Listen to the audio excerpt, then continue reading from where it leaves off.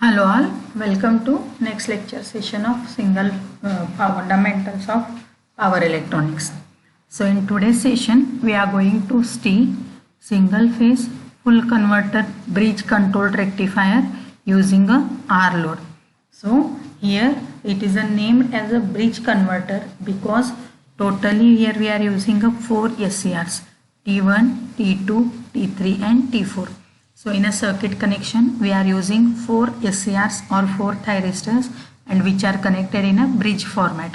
So this rectifier is called as a bridge controlled rectifier and it is also called as a full converter because two SCRs will convert both the half cycles. So T1 and T2 will convert positive half cycle and T3 and T4 will convert negative half cycle into output DC. So it is called as a full converter and it is a single phase because input is connected as a single phase input. So here we can observe the circuit connection that the single phase AC supply which is connected to 4 thyristors. These 4 thyristors are connected in a bridge construction and this bridge construction is again connected to the R load. So this is a single phase full wave converter bridge controlled rectifier with the R load. So load supply is single phase full converter because both the half cycles are converted here. So इथं supply single phase देणार आहे. Full wave का म्हणणार because दोन्ही half cycle काय होतात convert होतात and it is a bridge because 4 SCR use करणार आहेत आणि 4 SCR bridge connection मध्ये connect केलेला आहे and load is used as a R load. So suppose if we consider the operation, see during positive half cycle. So during a positive half cycle of the supply,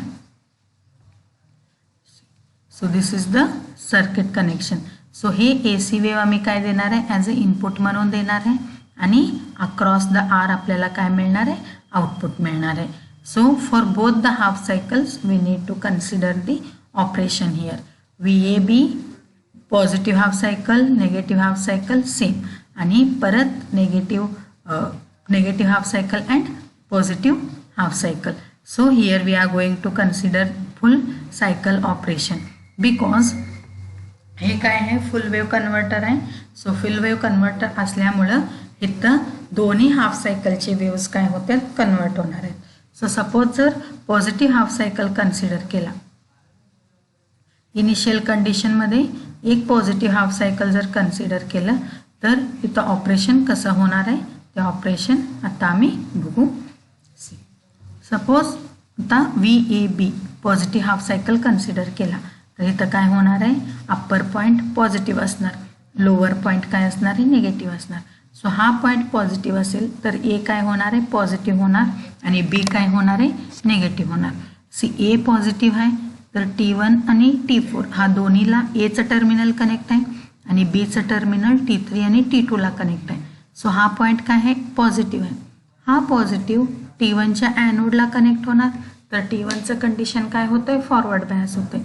at the same time हा ए कुठं connect आहे T4च्या कॅथोडला connect आहे तर T4च्या कॅथोडला जर positive supply दिला तर T4 काय होणार आहे तर रिव्हर्स बायसर होणार. सो ए पॉझिटिव्ह असलं तर T1 forward biased T4 reverse biased. At the same time B काय आहे नेगेटिव्ह टर्मिनल आहे. सो हा बी कुठं कनेक्ट आहे T2 आणि T3 ला कनेक्ट आहे. सो बी नेगेटिव्ह असल्यामुळे T3 काय होणार आहे T3च्या ॲनोडला बी नेगेटिव्ह कनेक्ट होतोय तर T3चं कंडिशन काय होतंय reverse biased. And at the same time B negative आहे T2च्या कॅथोडला नेगेटिव्ह टर्मिनल कनेक्ट झालं तर बी काय होणार आहे forward biased.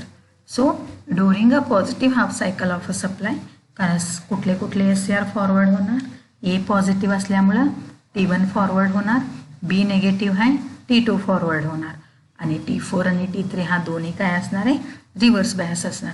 So reverse biased SCR operate कसं होतात they operates as a open switch here. Next T1 आणि T2 फॉरवर्ड बायसड आहे.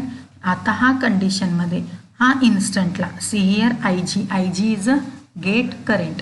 सो IG काय काय इंडिकेट केलेलं आहे IG1 अँड IG2. सो हा गेट करंट जर अप्लाय केला तर कुठं कुठं अप्लाय करणार आहे, IG1 आणि IG2ला. T1 आणि T2ला गेट पल्स देणार, तर हा दोन्ही SCR काय होतात, फॉरवर्ड बायस्ड कंडक्ट होणार.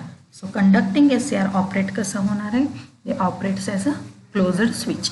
देन सप्लाय कनेक्ट होणार आहे लोडला, तर लोड करंट डायरेक्शन काय असणार आहे, always remember current flows from positive terminal to the negative terminal. So कुठून स्टार्ट होणार, A positive to T1 is conducting, T1ला जाणार, T1 टू T3ला जाणार नाही हे का, म्हणजे T3 ओपन आहे.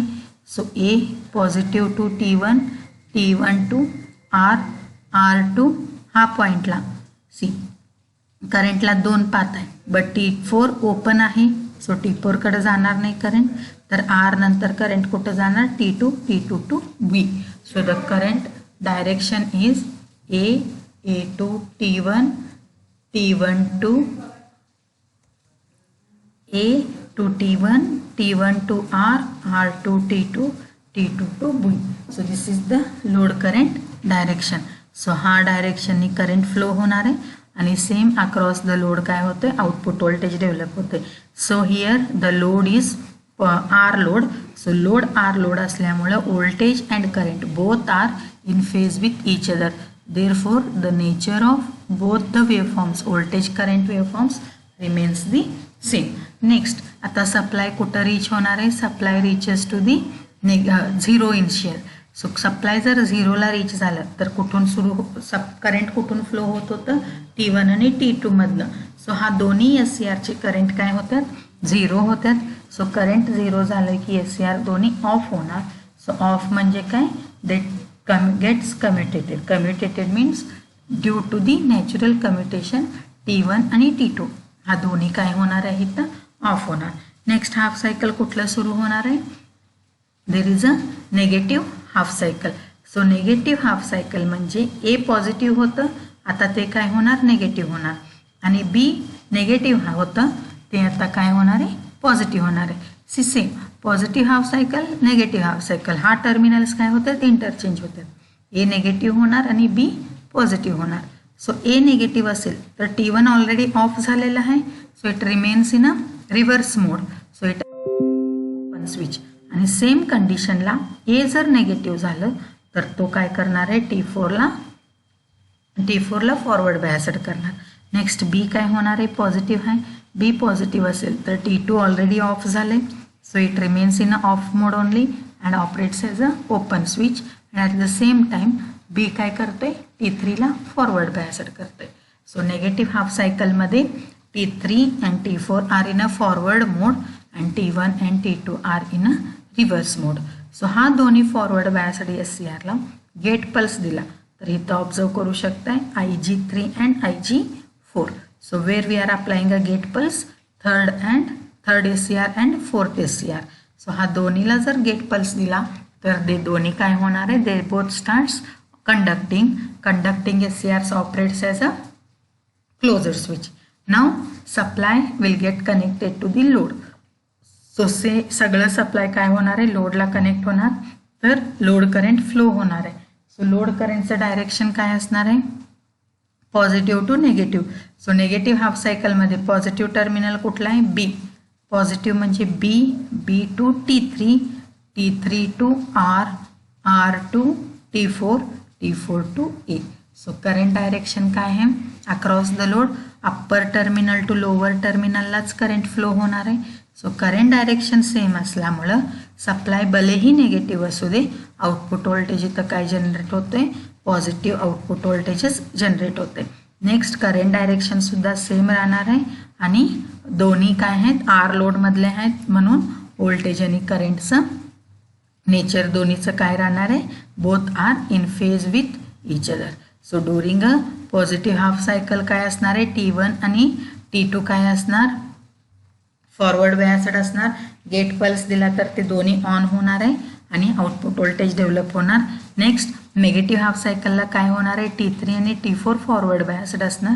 त्या फॉरवर्ड बायस्डला IG3 आणि IG4 अप्लाय केला तर ते दोन्ही कंडक्ट होणार आहे. सो करंट काय होतोय, लोडमधनं अप्पर पॉईंट टू लोअर पॉईंटलाच फ्लो होणार आहे. सो आउटपुट व्होल्टेज काय राहणार, इथं पॉझिटिव्हच राहणार. So this is all about bridge rectifier using a R load. Next load is R load. Therefore voltage and current both are remains in phase with each other. Therefore the nature waveform चा nature दोन्हीचं काय येणार आहे same येणार फक्त करंटचा magnitude काय येतोय इथं कमी येतोय.